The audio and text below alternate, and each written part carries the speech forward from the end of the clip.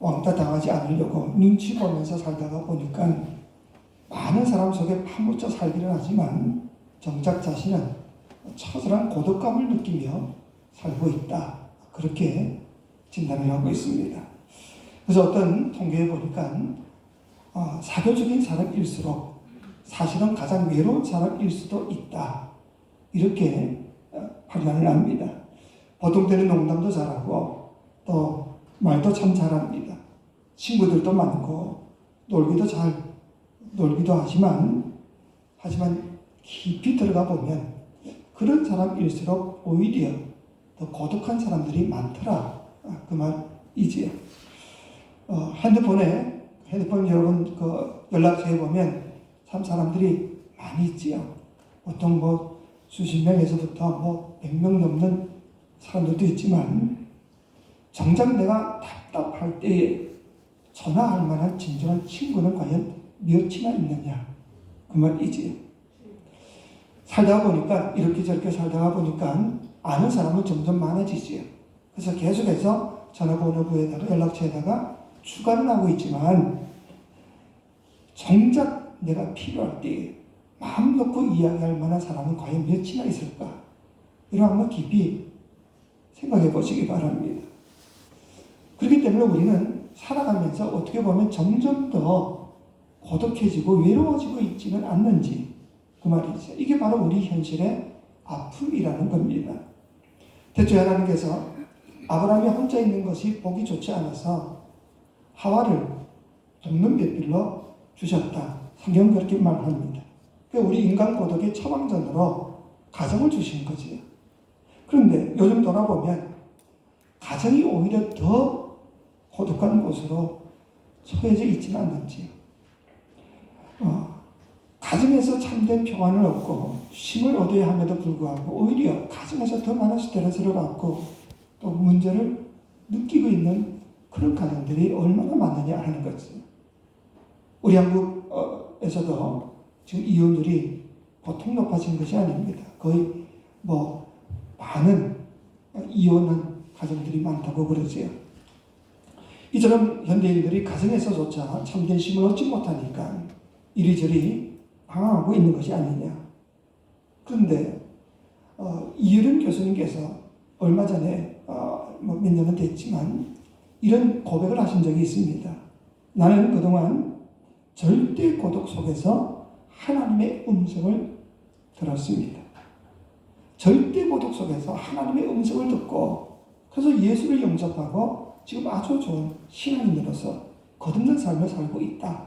그렇게 말합니다. 어찌 보면 고독이야말로 인간의 실존, 즉 우리 인간이 어떤 존재인가를 깨닫게 하고 그래서 하나님을 만날 수 있도록 이끌어주시는 하나님의 초대장이 아닐까. 저는 그렇게 한번 생각해 봅니다.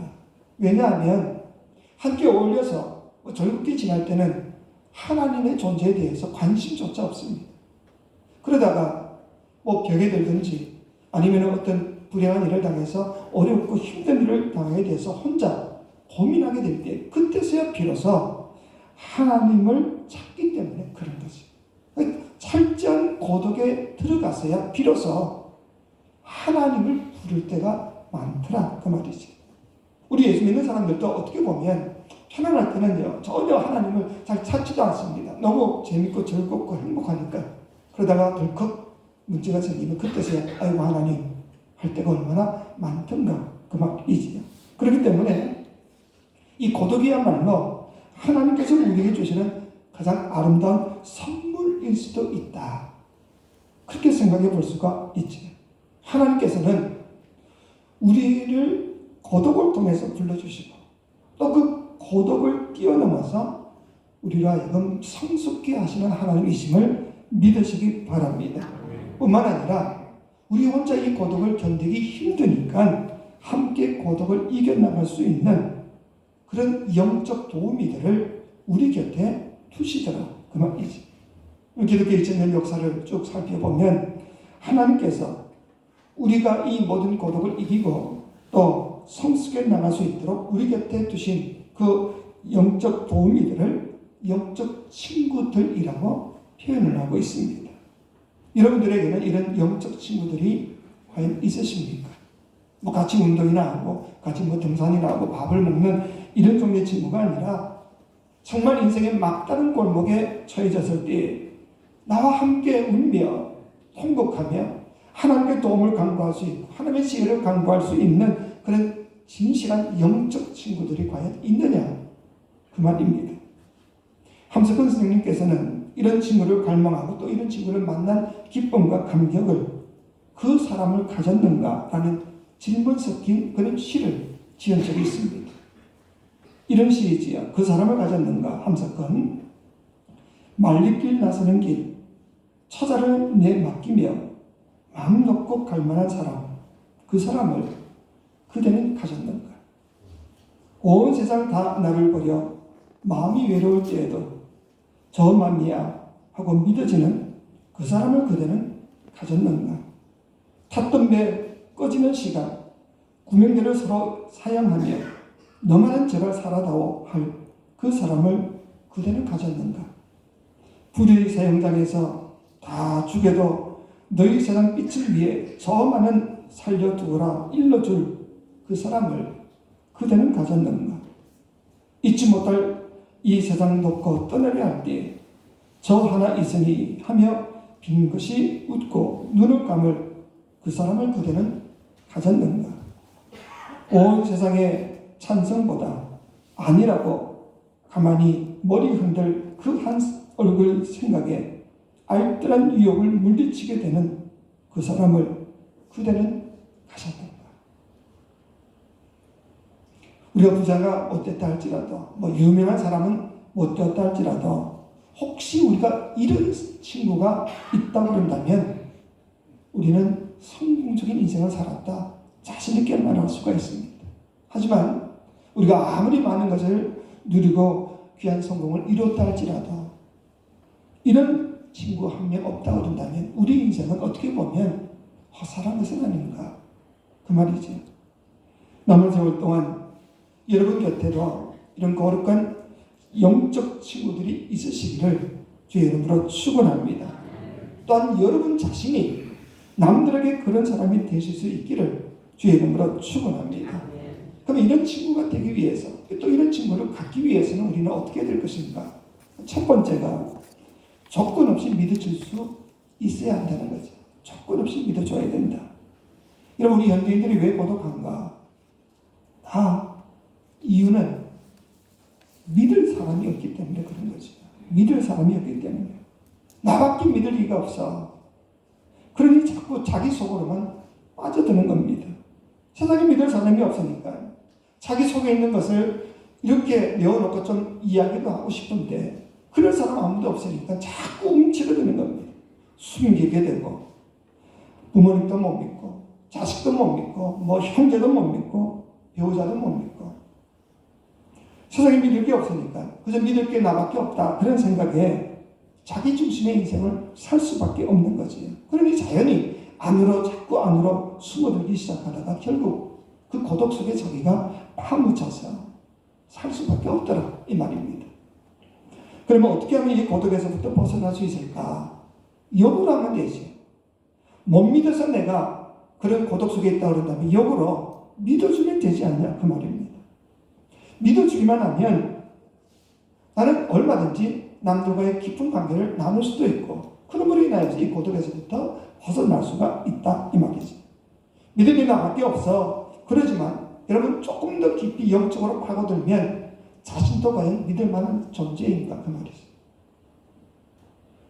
내 자신을 내가 과연 믿을 수 있냐? 사실은 나도 내 자신을 믿을 수가 없습니다. 작심삼일이라고 부르지 않습니까? 내가 이렇게 하겠노라고 큰 소리 쳤지만 얼마 못 가서 금방 무너지는 내 자신을 얼마나 많이 보아왔습니까? 그렇기 때문에 우리 현대인들이 이런 처절한 인생을 살 수밖에 없더라.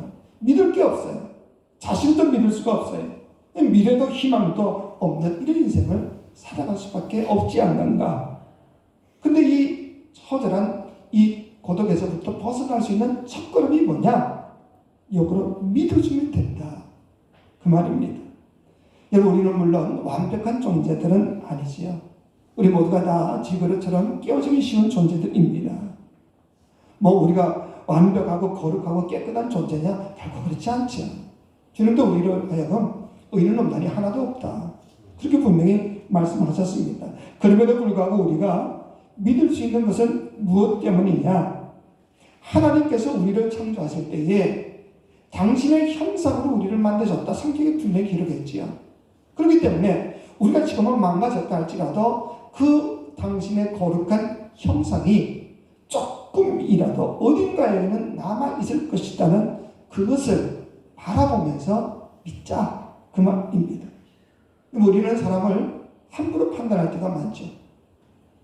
저 사람 나쁜 놈 그러면 우리는 그저 100% 그 사람이 다 나쁜 사람으로 취급해버립니다. 근데 세상에 100% 선한 사람이 어디 있습니까? 마찬가지로 100% 나쁜 사람도 없다. 그 말입니다. 나는 그 사람을 100% 나쁜 사람이라 생각할지 모르지만 사실은 내가 싫어하는 그 부분만 그 사람이 나쁠 뿐이지 그 위에는 어느 누구에게도 훨씬 더 좋은 사람일 수도 있다. 그 말입니다. 그러니까 이것을 인정해야 되는 거죠. 뭐 영화를 좋아하시는 분은 레옹이라는 영화를 보면 그 레옹이 아주 악랄한 살인자입니다. 아주 피도 눈물도 없는 살인자입니다. 그런데 그 사람이 보면 화분 하나를 아주 귀하게 여깁니다. 그리고 또 어린 아이 소녀 하나를 얼마나 지극히 돌보는지 그에게도 그런 부분이 있더라 이 말이지. 우리는 내가 싫어하는 부분만 자꾸 보면서 그 사람을 정죄하고 심판하고 못 믿겠다 말하고는 있지만 그 사람에게도 하나님의 형상대로 지원받은 그 하나님의 속성, 하나님의 아름다움이 있을 수 있다는 것을 우리가 인정하면 우리가 그 사람을 믿어줄 수 있지 않냐 그 말이지. 그게 쉽지 않으니까 먼저 우리가 하나님을 제대로 믿어야 합니다. 하나님을 제대로 믿고 하나님의 선하심을 기초로 해서 하나님 때문에 하나님의 말씀 때문에 그 하나님의 능력을 힘입어서 변하기 쉬운 인간이라 할지라도 내가 주님을 바라보면서 믿어보자. 믿기를 노력해보자. 그 말이지. 그러다가 때때로 우리가 속기도 하겠지. 또 어떤 때는 상처를 받을 수도 있습니다. 왜? 우리 인간은 완벽하지 못하기 때문에. 또 그 나쁜 습성이 나올 수도 있기 때문에. 그러면서도 계속해서 그 사람을 믿어주고 또 믿어주고 또 믿어주게 되면 결국은 서로의 신뢰감이 쌓이게 되고 그 신뢰 위에 사랑과 섬김과 나눔을 통해서 결국은 내 자신이 행복한 인생을 살 수 있음을 믿으시기 바랍니다. 이걸 우리가 알아야 되죠. 속아줘도 믿어주고 못 믿어도 믿어주죠. 여러분 사실 부모들이 다 그렇지 않아요. 여러분 자식들이 속에 있는 거 뻔히 압니다. 뭐 책 산다고 뭐 한다고 돈 달라고 그럴 때 그게 거짓말인 걸 뻔히 알면서도 왜 줍니까?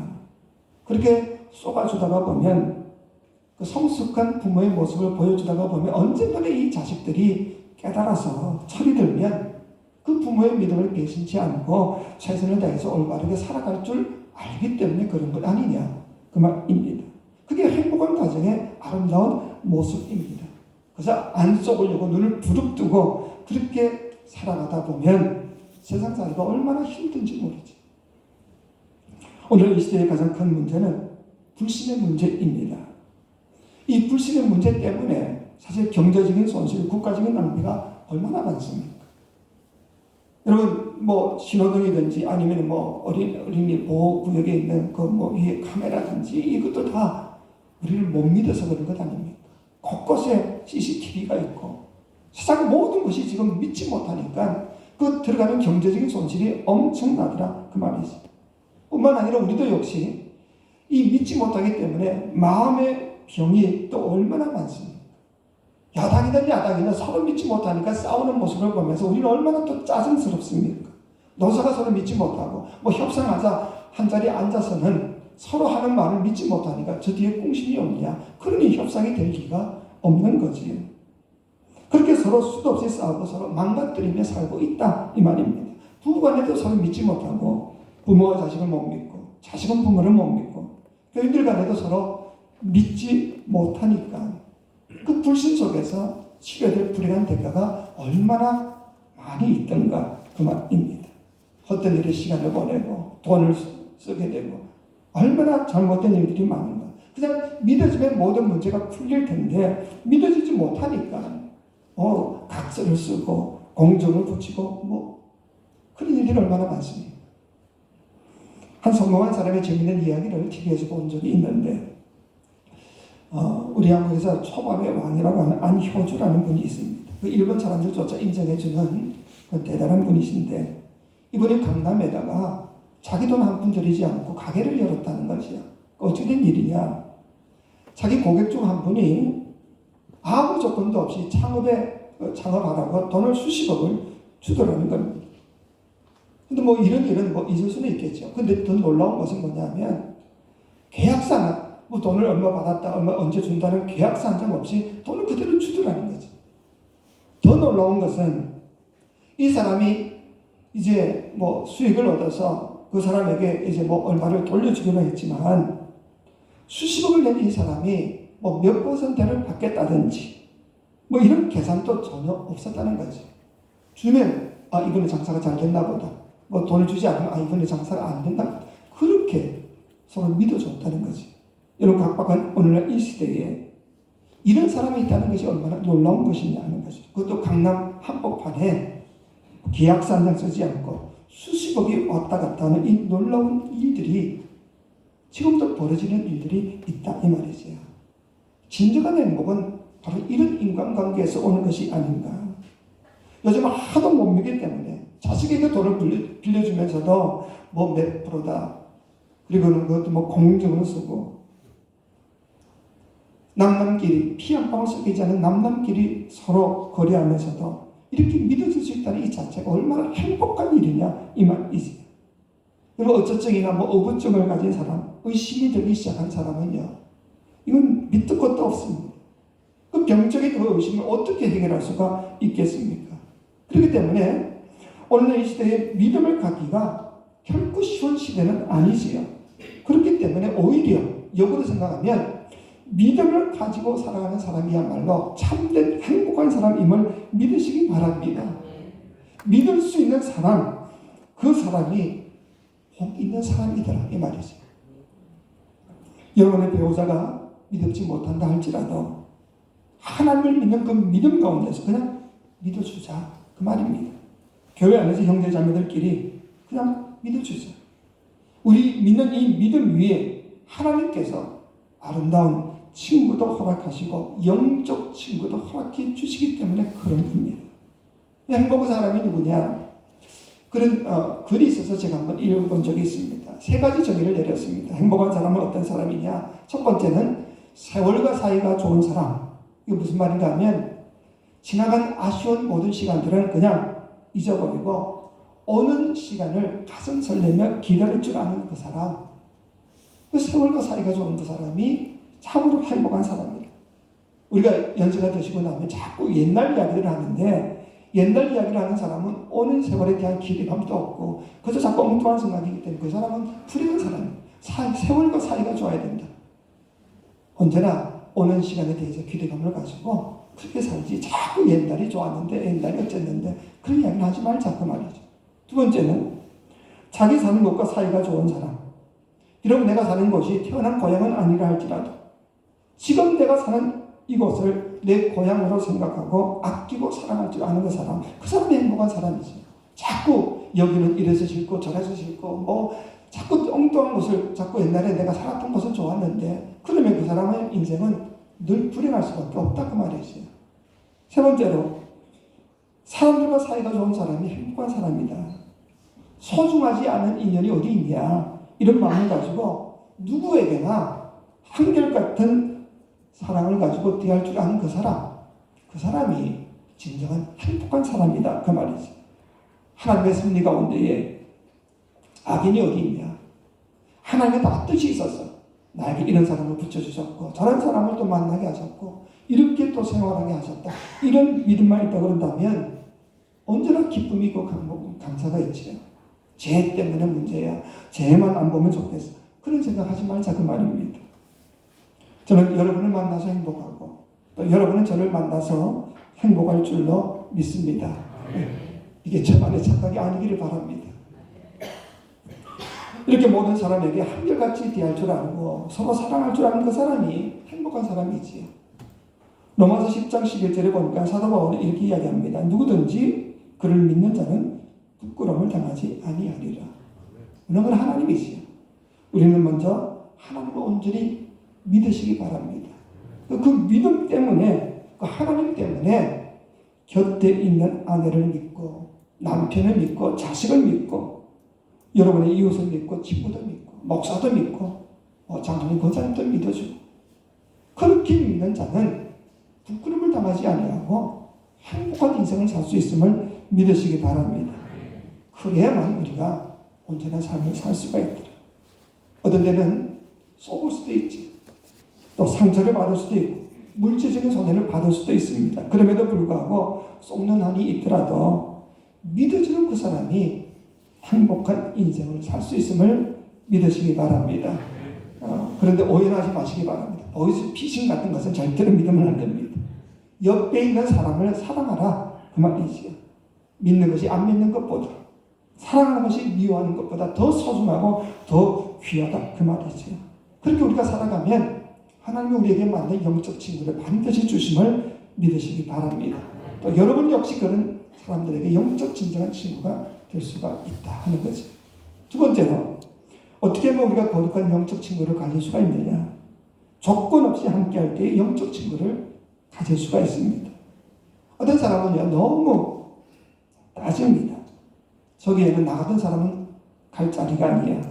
저 사람은 마음에 안 들어서 못 가겠어. 그러다가 보면 갈 데가 없으니까 혼자 고독하게 살 수밖에 없는 겁니다. 대단치 않던 모임이라 할지라도 그저 예수 이름으로 모이는 것이면 아멘하고 그냥 같이 갖추는 겁니다. 그리고 내가 꼭 얻어먹으려고 받아먹으려고만 하는 것이 아니라 내가 먼저 가서 내 것을 좀 풀어서 섬길 수 있다 그런다면 가서 동참하는 거지. 이게 바로 조건 없이 참여한다 이런 이야기입니다. 유명 연예인 가운데 한번 잘못된 실수 때문에 언론이고 뭡니까 자기들의 그 팬들에게 엄청나게 두들겨 맞은 사람이 있습니다. 인터넷에서 온갖 글을 다 써대니까 이 사람이 대인기피증이 생겨버렸습니다. 그래서 그 후로 6개월간을 집 문 밖을 나가지를 않는 겁니다. 아주 친한 친구가 너무 안쓰러워서 이 친구를 한번 찾아갔는데 문도 제대로 열어주지 못해 벌벌 떨면서. 그래서 이 친구가 아무도 지금 보는 사람이 없으니까 나와 함께 나가자. 그래서 확인시켜주고는 차를 태워서 한적한 식당으로 갔습니다. 그래서 점심을 사주려고 했는데 식당이니까 사람이 한두 사람 들어올 수가 있죠.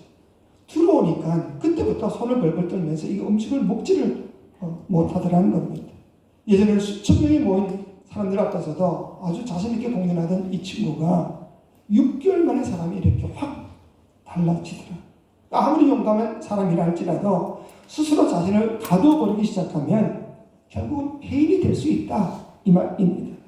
하지만 아무리 내성적인 사람이라 할지라도 한 사람 만나고 두 사람 만나고 자꾸 여러 사람과 교제를 하다 보면 자연히 영롱한 사람도 되고 사교적인 사람도 될 수가 있는 거지. 하나님 우리 속에 그런 가능성을 다 담아주셨음을 믿으시기 바랍니다. 나는 원래부터 이런 인간이야. 그래서 나는 그냥 방콕하며 살래. 그러지 마시고 여러분의 좋은 이웃들을 좀 만나면서 서로 교제하며 사랑하며 살라 그 말이지. 영적 친구가 가만히 있는데 하늘에서 그저 뚝 떨어지는 것은 결코 아니다 이 말입니다. 내가 먼저 남들과 교제하고 사귀고 찾아가고 만나고 함께 기도하면서 그렇게 만들어지는 거지요. 그렇게 살 수 있기를 주의 이름으로 축원합니다. 오늘 성경에 보니까 이런 친구가 얼마나 중요한 것인가를 이렇게 이야기하고 있지요. 여러분 10절로 12절까지 우리 같이 한번 보시겠습니다. 시작. 혹시 그들이 넘어지면 하나가 그 동물을 붙들어 일으키려니와 홀로 있어 넘어지고 붙들어 일으킬 자가 없는 자에게는 화가 있으리라. 또 두 사람이 함께 누우면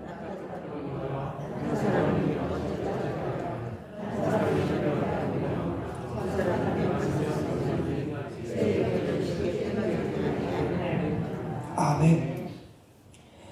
여러분, 내가 넘어졌는데 어느 누구도 나에게 관심도 두지 않고 나를 일으켜 세워주지 않는다 그러면 그 인생이 제대로 살아진 인생이냐 그 말이죠. 얼마나 불행한 인간입니까? 내가 넘어졌을 때 뛰어와서 나를 일으켜주고 함께 울어줄 친구가 있다는 그 사람이 있으면 쉽게 무너지지 않습니다. 그렇기 때문에 우리가 슬픔을 당한 가정은 우리가 늘 찾아가서 위로하는 것이 참 좋은 일이지요. 함께 어울리고 조건 없이 서로 도우는 친구가 된다는 것, 이것처럼 좋은 것이 없음을 믿으시기 바랍니다.